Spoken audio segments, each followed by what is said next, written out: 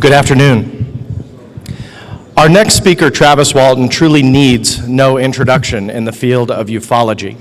But to give a little bit of background to his story and to his experience, and to shed a little bit of light on what he will be talking about, we're going to play a short video for you all to watch, and then we will welcome to the stage Travis Walton.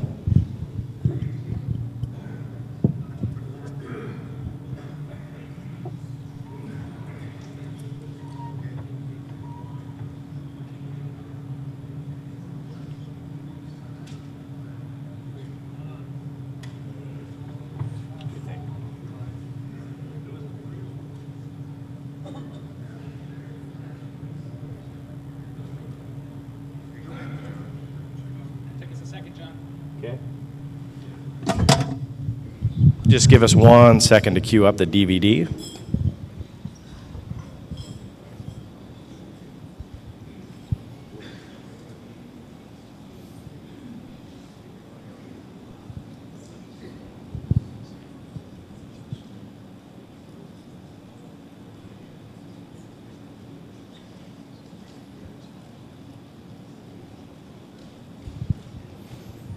It's always one of those awkward moments where you don't know what to say.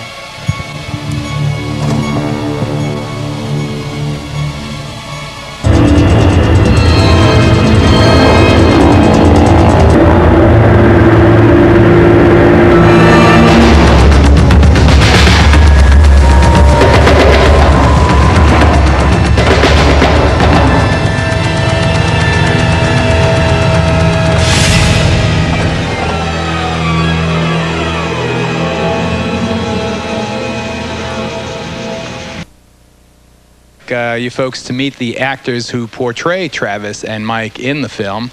The other man, I'm sure you'll recognize right off, is perhaps best known for his hole-in-the-head role opposite Arnold Schwarzenegger in Terminator 2. He's the cop who won't die, but melts and gets split apart, everything else. But he's here and he's in one piece. So ladies and gentlemen, please welcome D.B. Sweeney and Robert Patrick.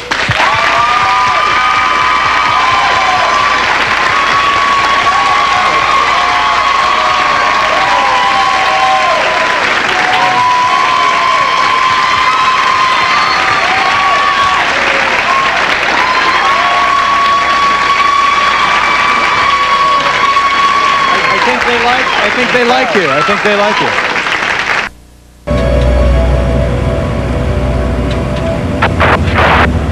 This is Sergeant Reynolds from Criminal Investigations calling Lieutenant Frank Waters. Are you there, Lieutenant? Over. Because it is true. Truth is a little stranger than fiction, as they say. And this is a good, solid script, and I like the boys. The boys are good. Of course, it's their picture, and I'm just kind of supporting them. But I like it. To really relate to Travis and Mike, you and DB had to learn how to be loggers and... Yeah, we were with the chainsaws out there logging, and I actually nearly took out a bunch of crew guys. I was supposed to aim it at the camera this way, and the lights and everything were here, and crew guys were here. And this is a huge tree, and I had it going, and I thought I had it aimed the right way, and next thing I know, it's going towards all these guys, and they're all running, they're screaming at me.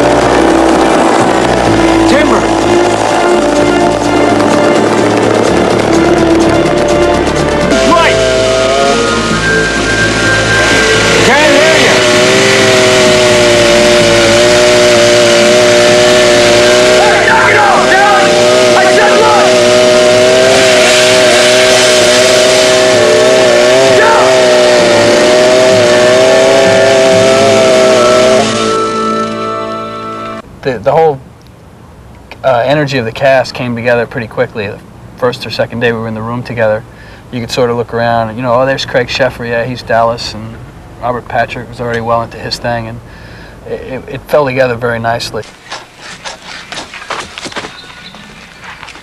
Hey. Hey, bud. We said we do a little fishing when the contract's over. When this contract's over, yeah. Come on, it's what we need, one of our camping trips. Some hunting, some fishing, chasing bears. Oh, yeah, I remember. You ran that bear up that tree. Just trying to make friends. How come you can't make friends with Dallas? He's just jealous I can do something he can't. Oh, yeah? What's that?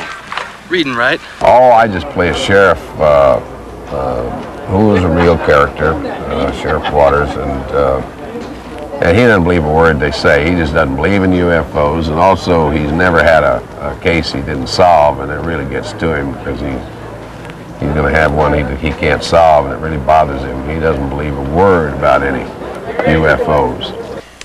You expect me to believe that a flying saucer came down and took your friend away to outer space? That's the truth, mister. That's exactly what happened. Is it? Is it? And you know that, Blake. Why the heck aren't you speaking up for us? Why let this man talk to us like this? David, it seems like you're not even trying to believe us. We all saw the thing. We all saw the guy get zapped. How about you, Mr. Dallas? You go along with that? Oh, yeah, I go along with that. You don't sound too sure. Well, I'm sure. Why don't you fellas tell Lieutenant Waters what you saw? Or what you think you saw?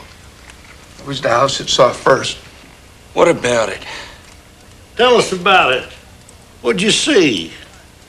What did it look like? It looked like a fire.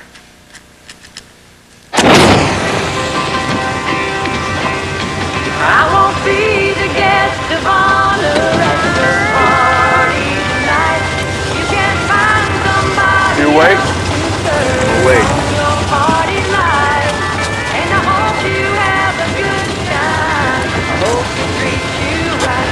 I won't be the What in the hell is that? Stop, Mike! Stop the truck! Travis! Travis! You son of a bitch! What the hell you doing? Get back in the truck, asshole! Travis, whatever were you thinking about, boy? Well, you'd have to know me back then. What, a Hellraiser? Well, I can explain what he did. About three months before this happened, we had another little experience. He jumped out of the truck to chase a bear that ran across the road. And if you can explain that, you can explain this. I'm not like that anymore. It's just, they're saying get back in the truck, and that was just kind of egging me on. I was scared too, but...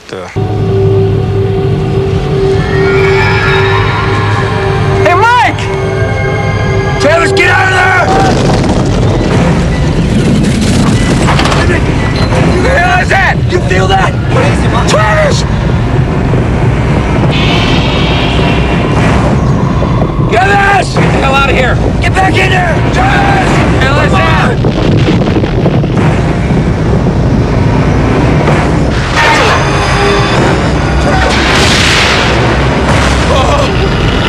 He's dead! He's dead! He's dead! Oh my God! It's coming after us! It's gonna kill us! Stay down! Stay down! Everybody stay down! Yeah, it's an incredible experience playing these guys, I'll tell you. Some of these loggers came back. One did not. You did not. I played Your Travis character. Walton. Right. I see the UFO, I get out of the truck, and just after what we just saw, I get zapped by a bolt of light, and I'm knocked unconscious. The other guys think I'm dead, and they take off, and then Mike realizes I've left my best friend there, I gotta go back, and he comes back about 5 minutes later, and I'm gone without a trace. The other loggers did not know what had happened to Travis, right? Actually, we're all in the truck just going home from a work day. And we see it, we all see it. He wants to get a closer look and walks out underneath it. So the other guys that are with us in the crew cab, they all see it as well. Yeah. So we have like 6 witnesses. Right. And then as DB said, I go back with the guys and we look for him. He's gone. And in real life, this group went back and reported him missing, maybe even dead. Yeah, we knew he was missing. We thought he was dead. We thought he was dead. And we went back to the town and we explained to him what had happened. We knew that it was, it's a wild story, but we're sharing it with them, and they didn't want to hear it. We've been telling you the truth since the beginning, and now we're ready to prove it. We'll take your damn lie detector test. You set it up. We'll be there. You go ahead.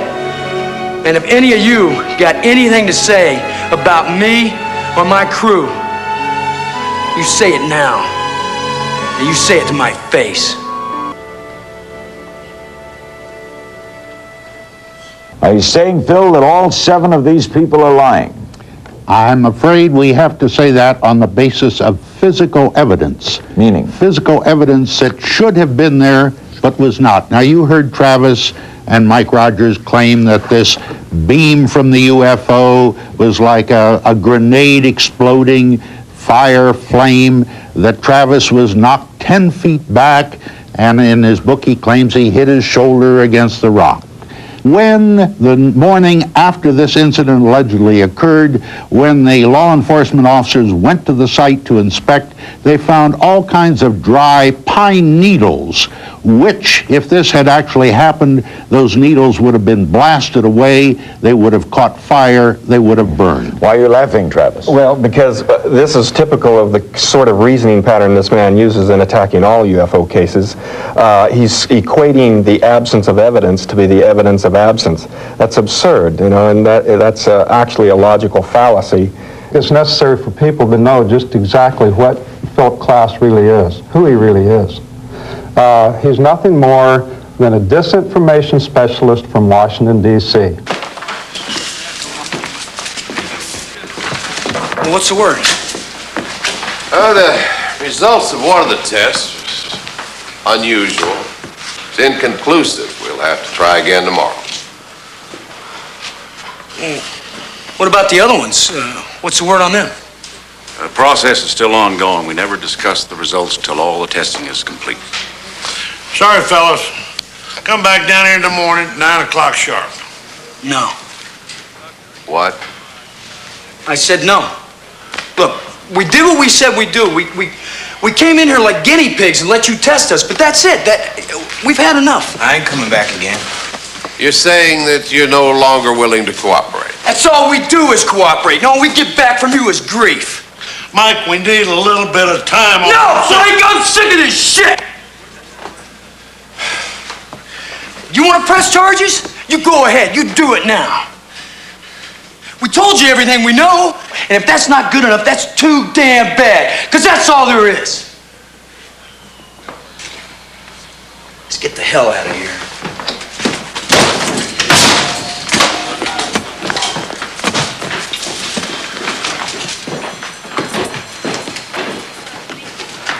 What are you saying, son? Well, Blake, my charts don't lie. If you ask me, those boys are telling the truth. I think we can be rather certain that this incident occurred, that they're not lying. What they claim happened did happen, and it's not a hoax. The fact that I have to make the audience believe this extraordinary thing has actually happened to me, and if I can do that, it'll be a great victory for me, because it's not a matter of getting them to believe that your dog died or that your car won't start or that you broke up with your girlfriend. It's asking them to believe something quite extraordinary, you know, of biblical proportions. And that was what initially got my attention when I read the script, that central challenge of making, you know, we're not making a special effects supernatural movie, we're making a movie about ordinary people where something extremely extraordinary happens.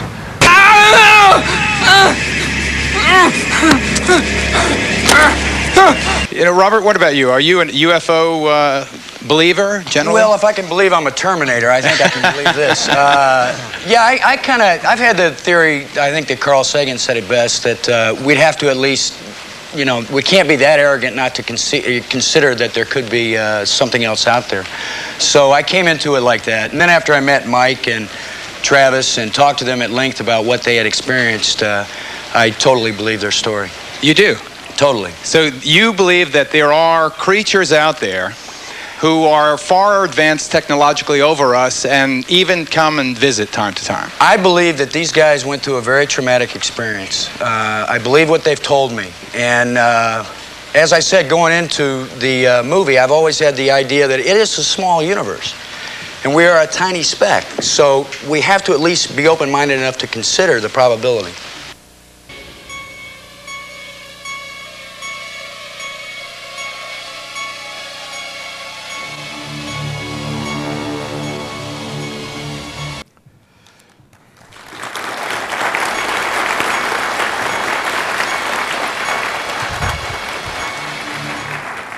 Well, thank you.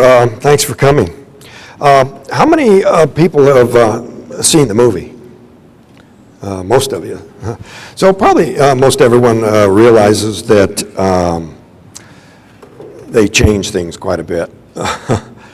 But I'm working on getting a remake of the movie with the hope to, tell it more the way it really happened. So toward that end, anybody that would like to write me a little email at my website, traviswalton.com, and say, in a short statement that they would like to see a remake, I'll put all these comments together with, hundreds that I've already received and bind them up together and take them to a producer and to emphasize the point that we'd like to have a more accurate telling. But there were things that were fictionalized and, condensed and simplified in the movie. And to a certain extent, that's understandable because, it's a very visual medium. And, even though in my book I go into all kinds of detail about exactly what happened, you can't have talking heads and you basically can't tell, you have to show. So they dramatize things that you would have to, take a great deal of time to explain verbally, it's just a much better way to do it. For example, in the movie, there's a scene where the actor is held down with this membrane over his face and he's struggling to breathe through this. And although that didn't happen, it does a much better job of conveying to the audience the reason that I was experiencing so much panic, because nothing will generate more panic in you than not being able to breathe. And so, other simplifications like I had two brothers, Don and Dwayne, that were combined into one character in the movie named Dan. It's not accurate, it's not documentary, and it's not really intended to be. So those kinds of things are, acceptable. And in a future movie, there might be those sorts of things going on. But basically, what I'm really pushing for is to kind of pass on to people the kind of evolving awareness that I've had about what it really all meant in my own personal opinion and analysis. Right after it happened, I was so traumatized that, I was, only too willing to accept Hollywood's take on it as being, kind of a horrific, very negative experience, which it was. But in hindsight, perhaps not deliberately on their part. Anyway, it was just an ordinary work day, and I'm advancing this here, and it's not advancing. So anyway, if we could advance the slides, it's not working. I can do without them if it's not going to work. We'd been putting in some long days. We were trying to finish up the contract before the winter weather shut us out, and there we go. And so we worked till almost dark, and a lot of people aren't aware that in Arizona we got quite a bit of forest, the largest ponderosa pine forest in the world. And so, we drove, maybe half an hour east or west from Snowflake to Heber, and then up into the mountains near the rim for the job. One of the highest points in Arizona, a lot of forest. You could, see San Francisco peaks, which clear over 100 miles from there. So the crew comprised of Michael Rogers, the crew boss, he was in the upper left there, Ken Peterson with the glasses, and Alan Dallas, the black sheep of the family. Lower left was Dwayne Smith.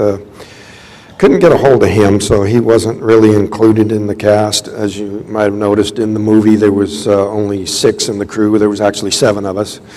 John Gillette in the center at the bottom there, and then Steve Pierce, the youngest guy on the crew. He was played by Henry Thomas, the little boy from the wee E.T., grown up, and it's me back then. And we all fit into a crew cab truck, a double cab truck, so 3 in the front, 4 in the back. We finished the day's work. We loaded up our equipment in the back, and we're headed out of there. In the movie, it gives the impression that we'd been driving for some time and we're getting drowsy, like it was a long drive. It was a long drive, but we hadn't gone very far before we noticed these glimmers of light. So everybody was still in a very alert state from having been working hard physically just moments before. And we saw this little glimmers of light. And of course, out in the woods, it's a very remote area. That's something out of the ordinary, but not at first real alarming. It was just kind of a curiosity at first, and then, the more it wasn't adding up. We were driving south up towards the rim, which is, the higher point, which is also, the rim road also borders the Apache reservation there. And the road was paralleling the back of this ridge, but it was kind of down off of the left side of the ridge. So the peak of the ridge was to our right, and as we were driving along, these little glimmers of light, I at first thought it was probably deer hunters.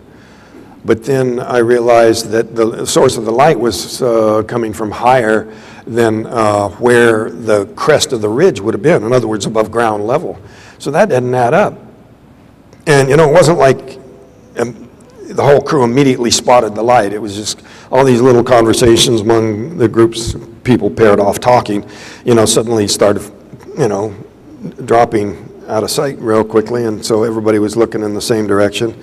At first I was thinking the hunters, and then I thought, well, maybe there's a lightning strike, because the forest in that area has the highest number of lightning strikes of any place in the continental United States other than the Everglades. So we have quite a few hits, and we've even encountered that on the way to work before, where the trees sitting there burning because it was recently hit by lightning. But it'd been clear, dry weather. We didn't have any stormy weather that would explain that. So I thought, well, perhaps a plane crashed. And I found out later one of the other crew members was kind of thinking the same thought. But, this little mental inner deliberation didn't go on too long, because I could see a break in the trees up ahead where the light was sort of shining across the road. There was pretty thick growth at the time. And I said, Mike, hurry up, get up there where we can see, So we got up there, and as soon as we got into where this light was shining across, we looked to our right, and there it was, hovering in plain sight. No mistaking this for the planet Jupiter, like our debunker there. That was one of his first theories, Unmistakable. Alan yelled out, "It's a flying saucer," because it was self-evident. Everybody knew what we were looking at. This was not some ball of light in the distance, and it wasn't so bright that we couldn't see the structure. It was incredible, the sight. John was saying here, he spoke with me recently. He was one of the crew members sitting in the back there. He was saying that to him, it was like some fantastic sports car, it was smooth as glass. It was metallic in parts of it, and parts of it were glowing, but not so brightly you couldn't see the whole thing. And I had the impression that it was just going to be gone real quickly, and that was what I was thinking when I threw open the door and started towards it. Alan Dallas was said in an interview way back that it looked to him like I was being controlled, like I was in some kind of trance. And Steve says the same thing, but as far as my own perceptions are concerned, to me, I felt like I wasn't completely under my own control. I was just really curious and thinking that, the closer I could get to it before it got away, the more I might learn, just see it up close. It was a little bit of me kind of showing off for the crew, but, you know, mainly I was just awestruck, you know, looking up at this thing. It just had the most awe-inspiring, the power of it, you know. The crew said that they could feel the vibration in the truck, but the closer I got, the more scared I became and the more agitated the crew became, and they started yelling at me to get back in the truck. But I came to a point where there was a pile of logging debris, and I couldn't really get that much closer. So I was looking up at it at about like a 45-degree angle. And I stopped just short of the pile, and they were really screaming and swearing at me to get back in the truck. And so, you know, I turned to look at them, and it suddenly got louder, and it started to move and rise up. And I was startled by that, so I jumped for cover. And the closest thing was this pile of logging debris. I got down behind a log that was sticking out there. And I was in a crouch there, and I was thinking, I'm going to jump up and sprint back to the truck. And they were really, you know, getting pretty intense with saying, "Let's go, get out of there." And so I didn't really need to be told. I was thinking right then that I'd got myself in a real fix here, and you know, I was kind of torn between staying hidden behind the log and just getting back in the truck and getting away from there. But I decided to sprint back, and when I raised up, as soon as I stood fully up, I just felt this numbing shock go through me.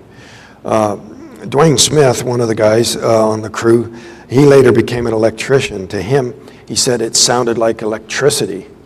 But in the police file, one of the men was quoted in the report as saying that it looked like a long blue flame, and the others described it as looking like a beam. But it was extremely powerful, they said, and you know, they said the most incredibly bright thing they'd seen in their life. It lit up the night brighter than day. And they said it was like I stepped on a landmine. Like it just threw me back through the air. And they were talking amongst themselves, they said, about how, screaming back and forth, it killed him, he's dead, you know, because the way my body went flying through the air, you know. I initially described it as being like 10 feet, but Steve come back around here recently, the youngest guy on the crew, and he's insisting, no, it's more like 20 feet. But however it was, my body flew through the air, and the way I landed limp and wasn't protecting myself from the fall, you know, that they just assumed, you know, they just knew I was dead, you know, he's dead, it killed him, you know, just like they said in the movie. So it's entirely understandable that they would take off like that, you know. Steve, he's always reluctant to admit that he was scared, or, you know, he's trying to say that Mike took off and he wasn't one of the ones yelling, "Get us out of here!" But, you know, I'll go with the description of the majority that everybody screamed, "Get us out of here!" You know. And of course, Mike was responsible for the safety of the whole crew. They just seen somebody get killed, so I don't find fault with them that they didn't risk their own lives to save a dead body, you know. So they took off and they nearly wrecked the truck, driving through the woods, just running over trees and whatnot. And they described, you know, being fearful that they were being chased and in a real panic. And they finally, you know, once they couldn't see the craft behind them anymore, and that I wasn't following them, they jumped out and were yelling at each other about what to do. And they saw some deer hunters just, you know, they were almost to the rim road, and they saw them passing by, and they had this idea, well, you know, it's not safe to go back, you know, we're unarmed, but, you know, we could get some guns from these hunters, and because they already realized at that point they were going to have to go back. But so they went and tried to catch the deer hunters, and then they couldn't do it. But see, when Mike pulled over and he said, "All right, you know, we got to go back and see if we can rescue him," you know, some of the guys said, "No way, we're not going back there, you know, let's just go in, get some help," and you know, but the older guys, Ken and Mike, said, no, we got to see if we can help him. I mean, what if we're too late by going back to town first? So when Mike said, okay, the truck's going back and anybody who really doesn't want to go can wait here, nobody volunteered to stand alone outside the truck. Of course not. But in the movie, they had everybody getting out but Mike so they could preserve the murder mystery. What really happened when he went back? But they all went back. And I give those guys credit for that. That took a lot of courage, They were trying to do a rescue. There was no other reason to go back. It certainly wasn't curiosity. So they went back, and this is what the craft looked like, when I was up under it looking upward. And the glow of it just, made a really strange look around. The light had just a weird sort of effect. But one comment they made later was that it seemed like something's about to happen. And I'm thinking now that there may have been a reason for that, not just, the dangerousness of what I was doing, but they may have been sensing the buildup of some kind of an electrical or energy charge. Because I'm thinking that when I stood up, at that point, my head and chest were closest to the craft that they were at any other point. Plus, the increase in sound and the volume and the motion, suggests to me that it was getting ready to take off. And that extra energy output built up some kind of a field. So it wasn't like they were somehow inducing me to come close and then zap me and take me that way. I'm thinking more now, if there's a remake, I would like to, add the perspective that, I'm the one that caused this. I'm the one that took this reckless step of approaching this thing. And then when I closed the distance, this energy jumped through me to the ground and caused severe harm. I may have been, in a near-death situation. And so that's the new perspective I would like to take with the movie, that if there is a remake someday, that it was actually, like I've accepted the term abduction, because, that's what people call these things, but it's more like an ambulance call, more of a rescue mission, really. I made something bad happen, and they were in a position to make it right. If they'd left me laying there, perhaps in cardiac arrest, the best case scenario for the crew would be to pick me up and take me to Payson Hospital or the Shola Hospital, which would have been over an hour and way too late. If a person's in cardiac arrest, you've got 4 to 6 minutes before brain death begins. And so that's probably the reason I'm thinking now that I was returned, taken. And the fact that I was returned at all, again, suggests, a less than malevolent motive on their part. I wasn't just dropped back in the woods where it happened, which I would have froze to death before I could get help. I was put back near town where I could get help. And Heber is not where I lived, but it was the town nearest where it happened. And also, Heber is down in a canyon, a deep canyon, and there's some steep-sided rock walls out of there. So they were able to descend and deposit me on the edge of town where I could see, to go where to go to get help. And yet they would not be visible from a distance at all. Whereas if I had been taken to Snowflake, which is in a big wide valley, if they had lowered and come down there, they would have been seen by hundreds of people, So that explains that to me. But the fact that I was returned whole and healthy, all of these things combined to make me think that, and this is, years of puzzling over what happened and why, and, I've only got myself to blame. But now, but I digress. The movie, really missed an opportunity. You know how Hollywood loves special effects.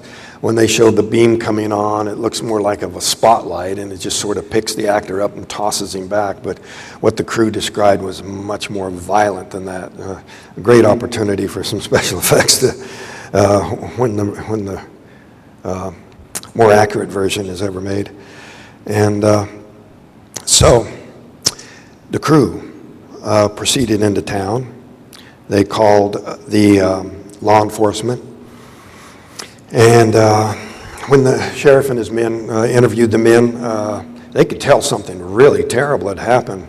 You know, when the crew had gone back to see if they could rescue me, they were unable to find me. They did see the craft leaving, and they described all this to the sheriff. You know, at one point, Mike, fell to his knees and was crying, and he's not ashamed to admit that. You know, I'm not ashamed to admit how totally terrified I was. And Steve Pierce was still crying when they made it to the sheriff. So the sheriff and his men knew that something really terrible had happened, but they immediately became suspicious that there had been a fight and that I had been murdered, and so that they had just made up this cover story and to explain for why I wasn't ever going to be seen again. But Steve has always been very, very upset that I reported that he was still crying when they went to the sheriff. And he was only 17, you know, and it's no reflection on him or how tough he is or anything, but he's really had issues with that. He's, to the point of denying that it happened. Right after my first book came out, he came over to my house and he wanted to fight about it. And so to this day, he tries to minimize how frightened he was. He denies that, he was yelling for the boss to take off, and now he's trying to deny that he was crying. But I'll take the sheriff's men's word for it, and the rest of the crew, that, they were in a very traumatized state. But the sheriff and his men suspected him of murder, and this pressure on the men continued throughout the search. Now, in the movie, they didn't go back that night, but in reality, half the crew did go back with the sheriff and his men. And so that, again, I give those guys credit for doing that, because, they didn't know what they were up against and what they might run into. And, the fact that the sheriff's men were armed was not that much help, This was a very powerful thing. And so they went back and were unable to find anything that night. But there was a massive manhunt. The sheriff organized a search, over 50 men on horseback, on foot, four-wheel drives. They had airplanes crisscrossing the area, helicopters, tracking dogs. It was pretty extensive, and they were unable to find anything. The tracking dogs were unable to find any scent outside the clearing. It just went from the edge of the road where I got out of the truck up to, where I fell. And so, some of the horses, they said, had behaved very strangely and bolted. So there was a lot of pressure in the community to try to explain it away. And so, I think a lot of the locals were only too eager to believe that, this is murder or something else, some kind of hallucination. So a lot of those stories were floating around, and the men were dealing with a lot of skepticism and the constant accusation that they had killed me. During the search, John Gillette was saying that the sheriff sent a deputy with each of the crewmen who just continually pushed at him all day. Come on, tell us what really happened. Who did this? They were kind of pointing the finger at Alan Dallas. He was the black sheep of the crew, had trouble with the law in the past, and so, they were thinking that, and I'd also had, kind of a little mock fight with Alan. We'd had a little dispute, and, but, Alan was kind of a hothead. He'd come to blows with probably everybody on the crew, or nearly so, and so he was kind of the prime suspect. And so when the sheriff brought in the state police lie detector expert, Alan was the one that was graded as inconclusive, but I got a hold of one of the reports from the police file years later, and in it said that Alan had basically told the truth. Now, with a polygraph test, you don't just go through the questions one time. they go through the exact same questions in the same order 3 or 4 times, so that if there's any kind of a reaction in there somewhere, they can exclude that as being some sort of a random thought passing through your head or something like that.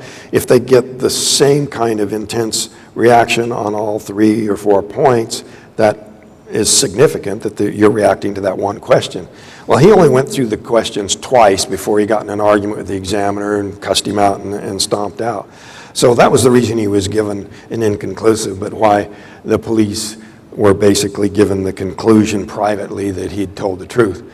But all that was resolved by Alan being retested by the same examiner years later with better equipment, more modern methods, and the examiner, of course, having much more experience, and Alan and Mike passed again with flying colors, and I took a test from him. You know, at the time that the crew passed the lie detector test, the president of the American Polygraph Association said that the odds were over 1,000,000 to 1 that there could be that many tests on a single issue and there being any kind of an error. Because, you know, everybody knows polygraphs isn't 100%, but when you have that many people, 6 people on a single issue, the odds were 1,000,000 to 1. Well, now there's over 16 tests passed in connection with this incident, so I don't know what the calculation on the odds of a mistake being, but you know, I've passed 5 different tests from 3 different examiners, and the last one being just a couple of years ago, the last 2. But in the aftermath, even after the polygraph test, they just switched to other sorts of attacks, but I'll get to that as we go along here. After I was hit, I regained consciousness pretty slowly. I was in and out for a while. And I didn't know where I was at first. I was disoriented, in a lot of pain. And I didn't know where I was. I thought, and then I remembered approaching the object, and I thought, well, you know, the crew probably, you know, I was hurt, and they took me in to get medical attention. I thought I was in some kind of a hospital. I was on some kind of an operating table or raised gurney. There was a light above me, and but you know, because of the pain and the difficulty in breathing that I was having, I didn't want to move too much. I had this thing over my chest, and I didn't want to make it worse, and it did hurt more to move. So I was trying to hold still, but I could hear the sounds of movement around me, and my vision was really blurry, and it was even double vision for a while. But you know, I came to, got a little more clear as time went on. Like I said, in and out of consciousness. It's kind of like the pain itself would knock me out, but also the struggling to breathe. And one dispute that I got in with our chief debunker was he made this $1,000 bet that I had said I had been bleeding heavily, although there was no evidence of blood on my clothing. I said I was breathing heavily. And so he didn't pay off on the $1,000 bet like he did Stan Friedman. He made a bet and had to pay up. But anyway, that was the key source of my panic, is not being able to breathe, because, you know, when I could finally focus my eyes and I saw these creatures standing over me, I knew I was in no hospital. And so, you know, I just was instantly totally hysterical. And of course, this shot of adrenaline just gave me extra strength, and I rolled away from them, and this device that they had across my chest fell off, and I staggered back, and they were like coming around towards me immediately, which added to the panic. You know, it's dimly lit, I'm struggling to breathe, it's claustrophobic, low ceiling, very small, and I staggered back and I bumped up against a shelf, a little bench there, and I turned to look, and there was these instruments scattered out there, and so I just grabbed the biggest thing and started flailing at them, and so they stopped, suddenly turned, and I'm gonna move along kind of quickly here because we're running short of time. Okay, thank you. And so I went looking for a way out, and came to a room where there was some apparently doors, which I tried to open, operating some controls on the chair there. And that's when this human-looking being came in and led me out of there, and which I at first mistook to be just some kind of a rescue, where they were taking me, out of this craft to another part of this larger building or larger craft, to where, I thought I was finally away from these creatures. But then, they wouldn't answer me, and so I really started to resist, and they put me down on this table, and I started to really fight, and my panic gave me a little strength. I was able to pull one hand free and get it under the edge of this mask they put over my face, but I wasn't fast enough, and I lost consciousness. And next thing I know, I woke up outside of the town nearest where this happened. I recognized where I was, made my way down to the telephones there, and called my family. And so like I said, there was just an onslaught of questions and accusations after I was returned. I was dealing with an incredibly difficult experience, trying to handle this, and the memories of what happened, my nightmares at night, and then all this stuff in the media was just, secondary to me, but still, very disconcerting. There was no place back then. There was very little to turn to, and so there was just all kinds of things. Well, he was hallucinating on drugs. Well, I had medical tests, showed blood and urine samples, no trace of any drug in my body. This was the Maricopa County Medical Examiner's drug screen. And I had a whole battery of tests, EKG, EEG, hypnosis, whole variety of things. And I document in great detail in my book the research that went on, and this whole litany of accusations that the debunkers came forward with just blew them out of the water. And now the final coup de grace for our debunker, Philip Klass, was getting a hold of the Freedom of Information FBI file on him, which has some documents in it. One memo in particular from the director of the FBI at the time was J. Edgar Hoover, concerning Philip Klass to the director of the CIA. And the decision in the file was to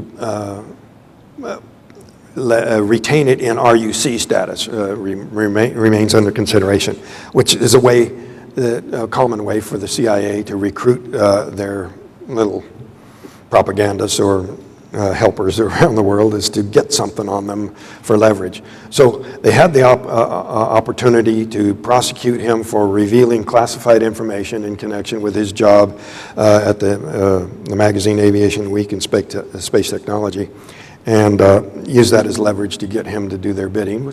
They can steer him, but he already had the motivation. It was his own hobby to start with. He was just not on very good terms with the FBI at all. They thought very poorly of him. I've got documents. They're describing their opinion of him as not being of sound mind, and how they needed to be careful with future dealings with him. But, so much of the proof and evidence that has come out over the years, and I've meticulously, like I said, documented that in here, because for the record, I have not been shy about going to every single accusation they made, and detailing how it was, totally not feasible or disproven in a variety of ways. Being able to show original documents where Philip Klass made a quotation where he actually eliminated the middle of a sentence in order to reverse the meaning of it. Just all kinds of really treacherous and duplicitous sorts of techniques. But Steve Pierce came around recently, and he details how, Phil Klass tried to bribe him, offered him $10,000 to deny the experience. And so for all those people who have gone online or called Steve Pierce up and tried to refute him, the law enforcement officer that took the message to Steve, backs it up, and there's all kinds of proof, including a tape recording of the bribe offer. So I'm going to open it up for questions. I really ran short of time here, but so let me just make a few comments on a few of the illustrations here. These phone booths that I went to that night to call for help are still there, even though they're no longer functioning, and they're the only phone booths left in the entire area. The phone company listened in on the phone call, so they knew that that was authentic, and therefore they became kind of a landmark there. It's still there in Heber, next to the Heber Tire Shop, which used to be next door to the to a service station, which is now a restaurant. But there's my brother who stood by me and helped me through those terrible days right after I was returned, and he passed away 2 years ago. Well, a year and a half ago, and I really miss him. He really saved my life, actually. The Era Phenomena Research Organization sponsored the investigation, the medical test. Dr. Harder here did the hypnosis.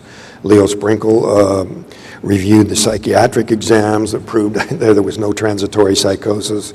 I was interviewed by Dr. Jalen Hynek, and he made a press conference the next day that I was not hoaxing and been falsely accused. And my nightmares, stayed with me for a long time afterwards, and it was those eyes boring into me that were so difficult to deal with. And I'm thinking that it was because when they all came around there and we had that little standoff there where they were facing me, the three of them, I think, were trying to reassert control, and it wasn't working. And I think the reason it wasn't working is because when I was hit by the beam, that it caused a neurological disturbance that prevented them from controlling me, even acting in unison, the three of them. And what supports that is the EEG, the brainwave scan that I had done, was done by a technician who did not know what had happened to me. All he knew that he was looking for some sign of injury. And there was a kind of an unusual pattern there that I'm going to look into as far as how that would be interpreted today and if that pattern still exists. But there's some things I'm not going to get to. We talked about the accelerated growth in the past of the trees right near where the craft came down. And in this recent fiasco of a documentary that National Geographic did, we were supposed to look into that further. And there was some really good evidence gathered at that time that they just basically didn't use because they were too busy being silly. So we actually uncovered some new stuff there that I'll have to update in the future. But amazing stuff. And here's a copy of the memo on FBI memos, and interesting stuff, But I'm going to go ahead and take questions. Okay. Superb summary of the details. I have one question. I thought I remembered something about your growth of beard after you came down. Could you refresh my memory on that? Well, when I very first saw my brother, I was under the impression that this was still the same night, And as soon as my brother realized that, he said, "Travis, feel your face. You've been gone for 5 days," which was quite a shock. But I had a 5-day growth of beard. So a lot of people were trying to explain that I could only recall such a short period because they thought there was some kind of speed of light time contraction sort of thing. But the fact that the date on my watch had changed and that I had a 5-day growth of beard kind of undermines that idea. And now, after finding out a little bit more about what Dr. Harder said after the hypnosis, there were other memories that have been blocked from me during the other 5 days. It's nice to see you. My question was about the trees and what evidence you could give us or what you found about the abnormal samples in the trees around the UFO. Well, when National Geographic came there, I'm going to try to reverse these slides back to where we were. I was hopeful, and they brought someone there that was supposed to take these samples and go to the lab and all that. None of that, all that. They just that was an exercise in futility. But what we found was a stump there. The logging, see, the purpose that we were doing that day was cleaning up the previous logging contract on that Turkey Springs area. So the only tree stumps there are trees that were cut the previous year. And what this stump that we found out there with National Geographic, this was all filmed but not used, was a tree that was 200 years old and gave a benchmark for the kind of stability of growth rates for 200 years. And there was minimal variation in those growth rings.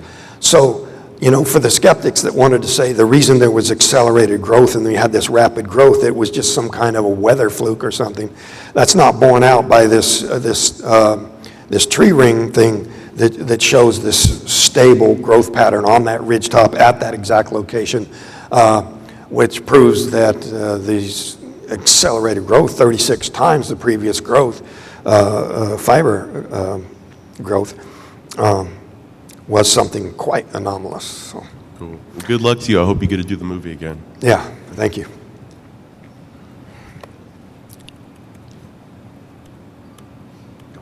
Okay, we did go back to the start there. All right, go ahead. What was your question? When you were returned to Earth, so to speak, were you fully clothed? I seem to remember in the movie you were naked. Well, that was just Hollywood for you, They always got to get the nude scene in, and I was fully clothed. I was still wearing the clothes that I was taken in, and those clothes were bagged up for forensic analysis, but in all the hubbub, they got thrown into a trunk and things thrown on top of them. So that evidence was kind of not pursued at the time like it should have been. Like today, we would be able to do DNA analysis on the clothes and find out if there was any foreign DNA or whatever. But I was clothed. There was a scene that was filmed where I'm naked and I come upon this couple in a car and they're naked and they start screaming, and the crew said it was horrible. So it wasn't used, and it's a good thing. And did they indeed do a physical examination on you? I was taken to a doctor and given a thorough examination. Excuse me, I mean the creatures. Oh, well, I regained consciousness in the middle of whatever was going on. There was all these instruments out there. A lot of people call this a medical exam. But in light of my more recent interpretation that they were trying to revive me, I would go more along the lines that they were trying to repair the damage that had happened to me when the beam hit, rather than, tinkering with me like dissecting a frog or something. Okay, thank you very much. Okay.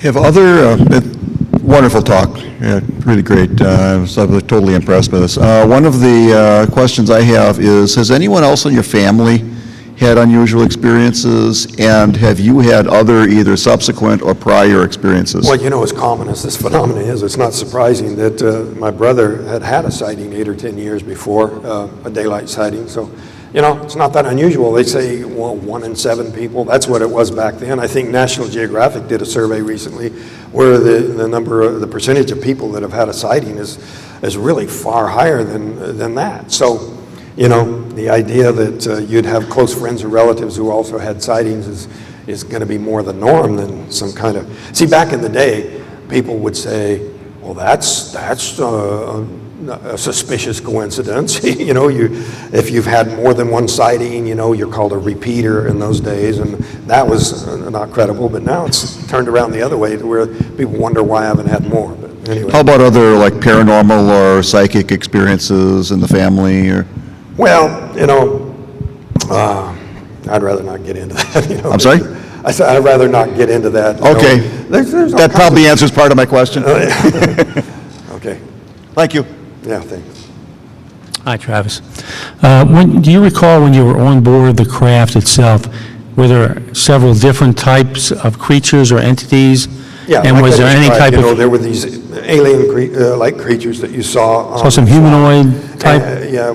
Well, see, humanoid means 2 arms, 2 legs, and a head, and that kind of thing, a humanoid. But human-looking would be these other beings that, I at first took to be humans who were there to rescue me, but were probably, very similar-looking beings. Some people call them Nordics, but, there was some differences in them that weren't quite right, something a little odd. Do you recall any type of communication between you? It was one-way communication, me screaming like a maniac and them not answering anything. Thank you. It's going to be the last one, Travis. Hi there, Travis. I've seen the beings that you've encountered, like, predicted a couple different ways, shown a couple different ways. I was wondering if you were familiar with the Lloyd Pye Star Child skull, and if this has any... I've heard about that, and you know what? I've been remarking recently that there's been a pronounced tendency for investigators to lump all the creatures that have large eyes, bald heads, smaller creatures, whatever, into one category they call the grays. And I think that, rather than explaining the variations in descriptions as being, witness error or something like that, I think that people are just jumping to the conclusion that these are all the same race from a single place. I think it's more likely that they're lumping into one category creatures that probably came from entirely different planets and that aren't related in any way. And, in support of that, we have on this planet animals that look very similar that are not related at all. You have a sugar glider in Australia, which is actually a marsupial, and we have a flying squirrel in this country, and totally evolved along totally separate lines, except in a similar environment. Up on the screen were pretty much the, gray aliens that you see. Is that what you saw? That term didn't exist back then, and one major difference was they had eyes that blinked, which is also something that Betty Hill and some others have reported, but then, these black obsidian-like eyes, people just call them all grays, like there's just these few basic types, and I think probably it's just our own obliviousness to subtle differences and distinctions that actually exist. And so, even the term alien agenda is a misnomer. I would say alien agendas in the plural. Same thing with government agenda, They probably have a number of purposes and a number of reasons that they would try to suppress this or deny it. And that was our last question, and I'm going to go back to my table in here, and I can answer some more questions in there. I thank you all for coming and for listening. I appreciate it.